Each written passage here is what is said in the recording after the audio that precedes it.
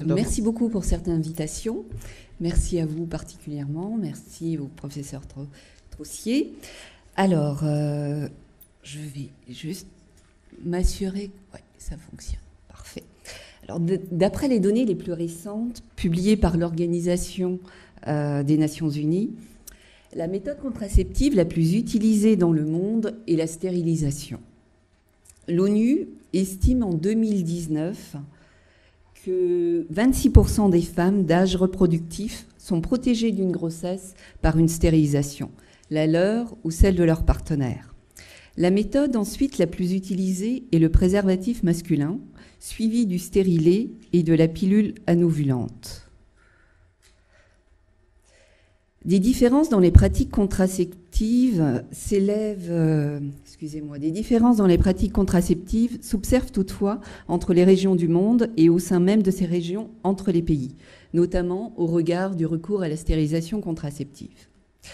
Au Canada, par exemple, où le recours à la stérilisation a été autorisé en 1969, en même temps que l'accès aux autres méthodes contraceptives médicales, cette méthode est devenue la méthode privilégiée des personnes ne désirant plus d'enfants.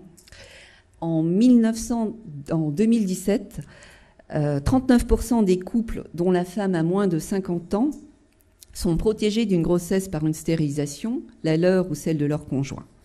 Le Québec, province francophone, se présente par ailleurs comme l'une des principales provinces canadiennes où les taux de stérilisation sont parmi les plus élevés. Et en particulier depuis 1988, les taux de vasectomie. En 2017, 48% des couples dont la femme est âgée de 40 à 49 ans sont stérilisés, dont 32% à la suite d'une vasectomie et 18% d'une ligature des trompes. Le taux de stérilisation atteint par ailleurs 23% chez les couples dont la femme est âgée entre 20 et 39 ans. Dans d'autres pays, comme en France notamment, la stérilisation contraceptive est peu pratiquée. Cette méthode n'a par ailleurs été autorisée, comme il a été dit ce matin, seulement depuis 2001. Alors, depuis 2001, toute personne majeure peut ainsi demander en France une ligature des trompes ou des canaux déférents à visée contraceptive, après avoir exprimé une volonté libre, motivée et délibérée, et à l'issue d'un délai de réflexion de 4 mois après la première consultation médicale et après une confirmation écrite par la personne concernée de sa volonté de subir une intervention. Malgré la promulgation, il y a plus de 20 ans, de cette loi, peu de personnes, comme vous l'avez déjà dit ce matin, ont recours en France à cette méthode.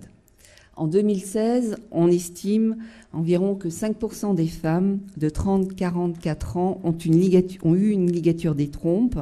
Les hommes vasectomisés semblent encore moins nombreux, même si, selon les derniers chiffres publiés par l'assurance maladie, il semble y avoir une hausse du nombre de vasectomies.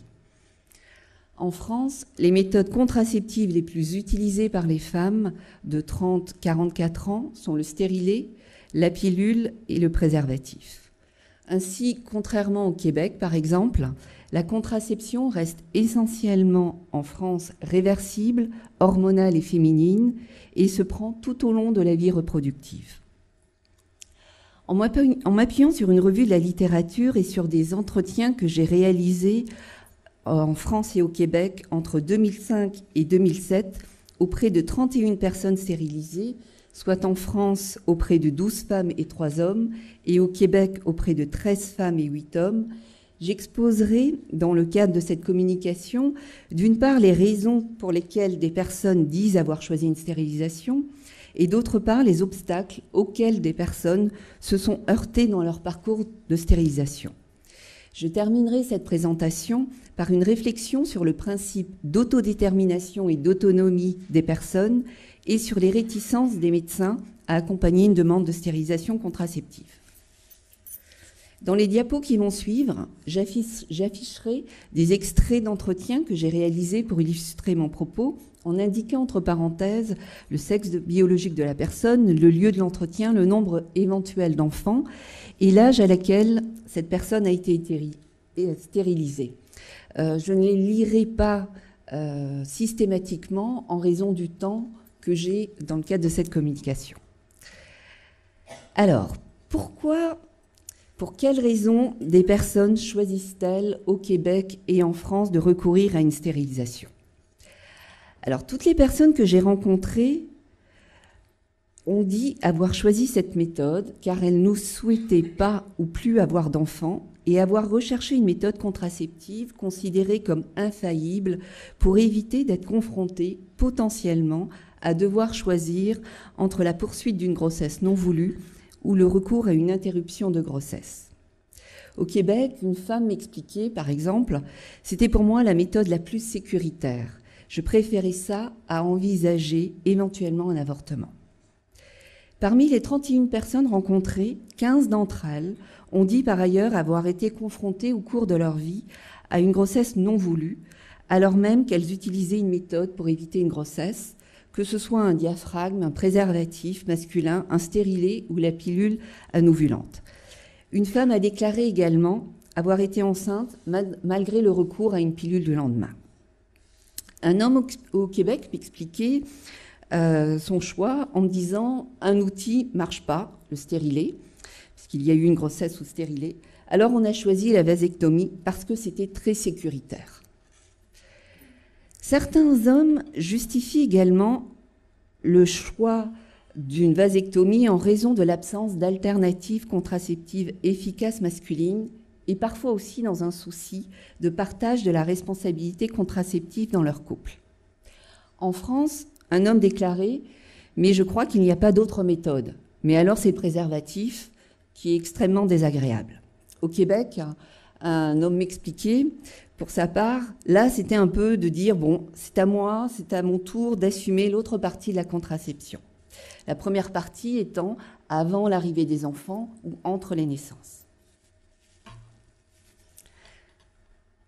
Un certain nombre de personnes disent également avoir eu recours à une stérilisation parce que les méthodes actuelles disponibles qu'elles relèvent, soit la pilule, le patch, l'implant, les tampons spermicides, l'anneau, le stérilet ou le préservatif, ne leur conviennent plus ou pas, en raison des inconvénients associés et cités, tels qu'un état dépressif, une absence de libido, une sécheresse vaginale, des saignements, des douleurs au sein, des migraines, une prise de poids, de l'acné, des vomissements, ou encore de l'inconfort ressenti à la pause et ou à l'utilisation du contraceptif.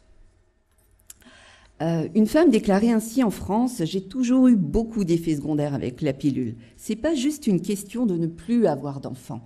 C'est pour moi aussi une méthode contraceptive. » Pour certaines femmes, il devient aussi difficile de prendre une méthode contraceptive alors même qu'elles ont décidé de ne plus avoir d'enfants. Ainsi, les méthodes qui leur ont permis de gérer et de planifier les naissances de leurs enfants perdent de leur intérêt, de leur sens, pour se transformer en contrainte. Une femme que j'ai rencontrée en France m'expliquait avoir pris la pilule, ça lui posait aucun problème, jusqu'au moment où elle avait décidé qu'elle ne souhaitait plus d'enfants. Elle me disait ainsi, la pilule à partir des enfants, c'était psychologique. Je ne pouvais plus avaler la pilule. C'était lourd.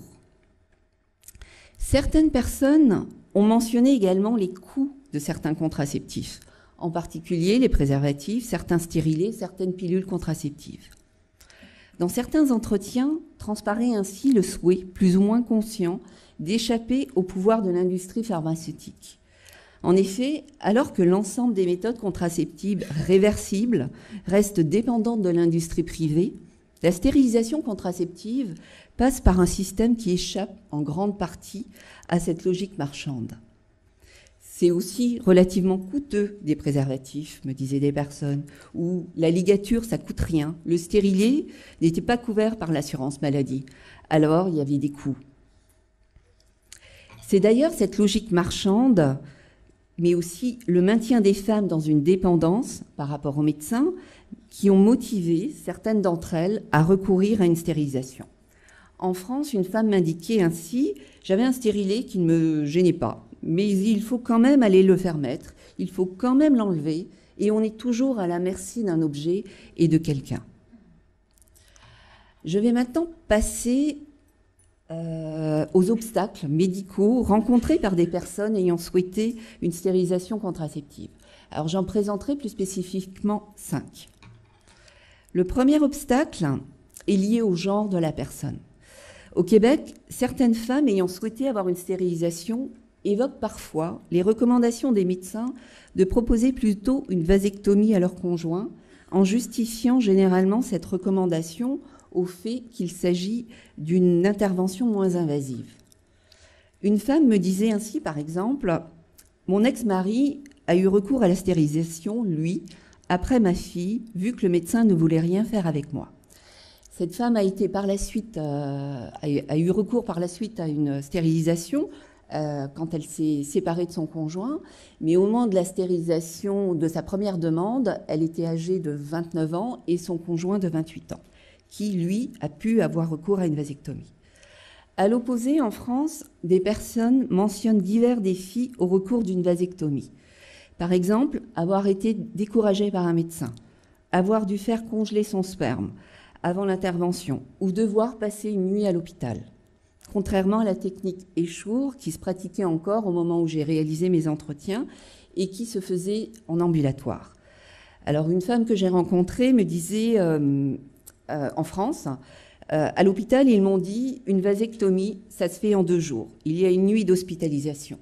Alors que pour moi, la méthode échour, ils m'ont dit oui ça se fait en ambulatoire. C'était une question pratique.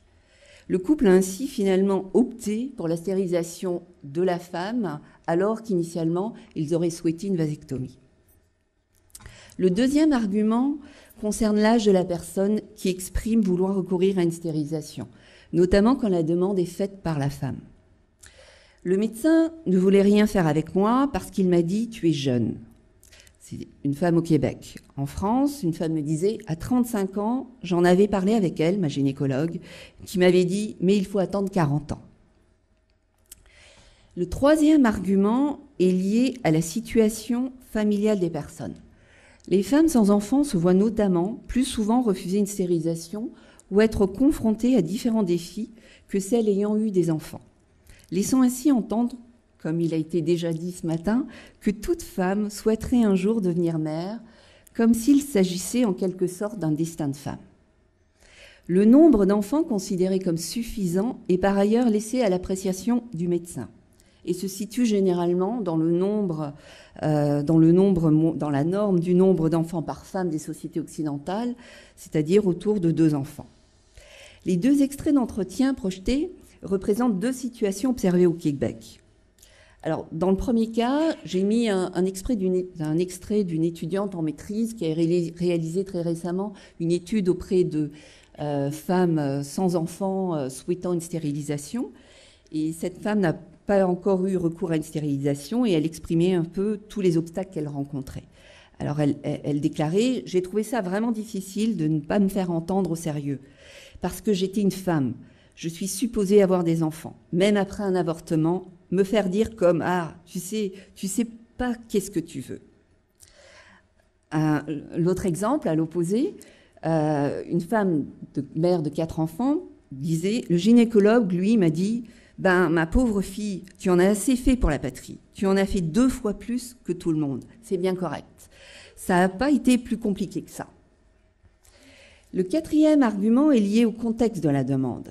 Il semble en effet plus facile pour des médecins d'accepter la demande d'une stérilisation si celle-ci se justifie par un acte médical qu'ils jugent nécessaire. On peut questionner ici le besoin de justifier médicalement certains actes non vitaux plutôt que d'autres.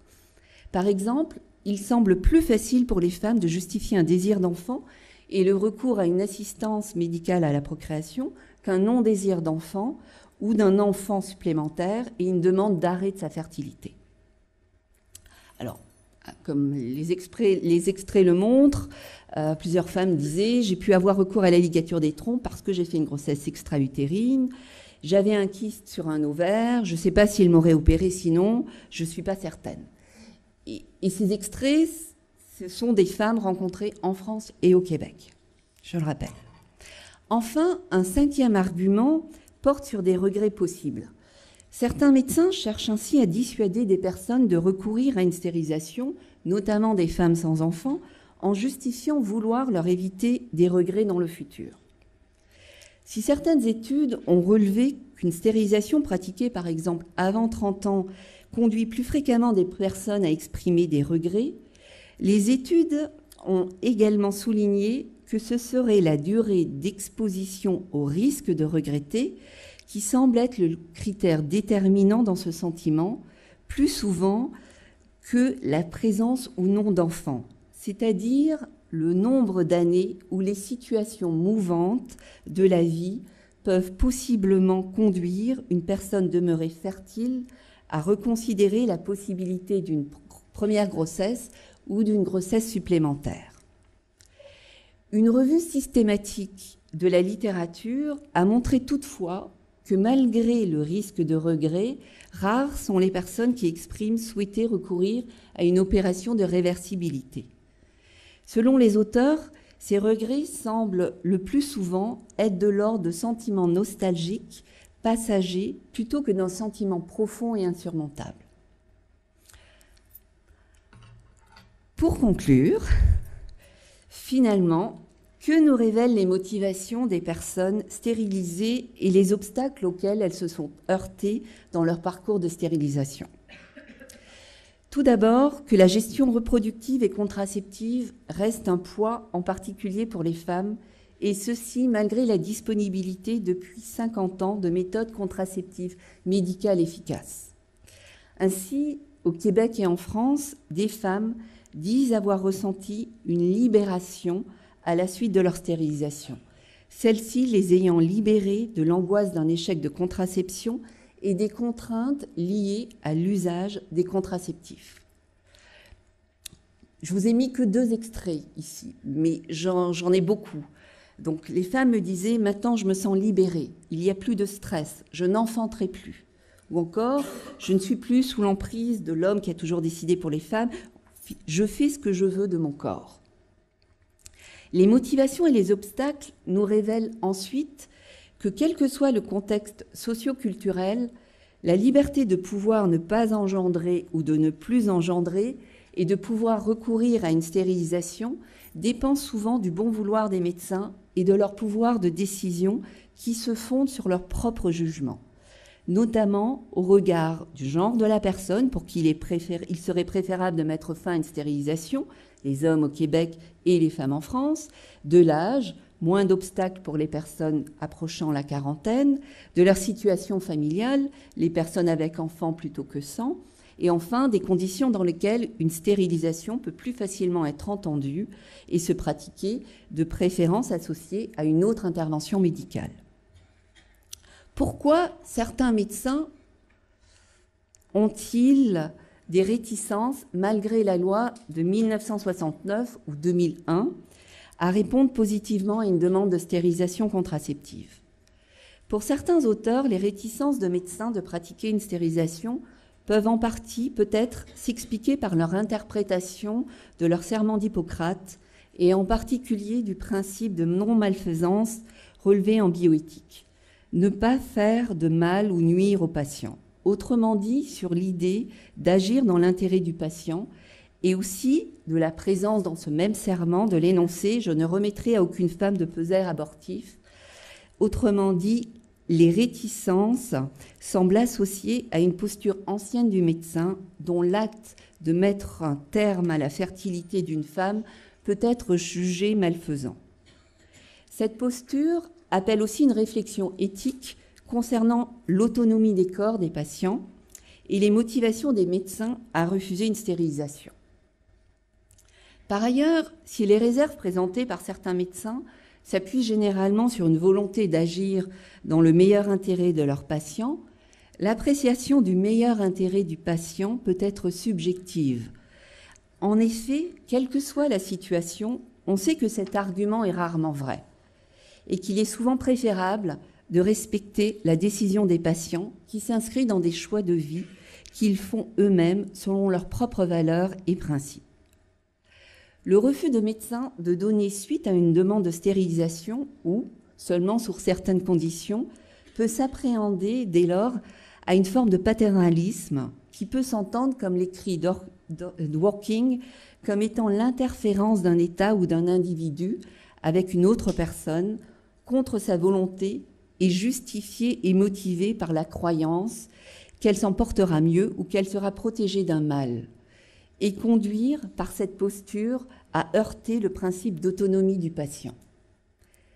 Finalement, comment allier principe d'autodétermination et d'autonomie des personnes et clause de conscience des médecins? Cette question invite à repenser la relation médecin-patient et invite à la mise en place d'une alliance thérapeutique pour mieux prendre en compte le cheminement des personnes demandeuses d'une stérilisation, la présence de possibles facteurs de risque de regret, mais aussi les motifs sous-jacents aux réticences des médecins. La volonté d'un patient ou d'une patiente pour une méthode contraceptive devrait en effet se baser sur le principe d'autodétermination et de l'autonomie des patients, être respectée par le corps médical. Si le médecin ne souhaite pas pratiquer de stérilisation, il devrait être en mesure d'orienter la personne vers un collègue qui pourrait prendre en charge la demande.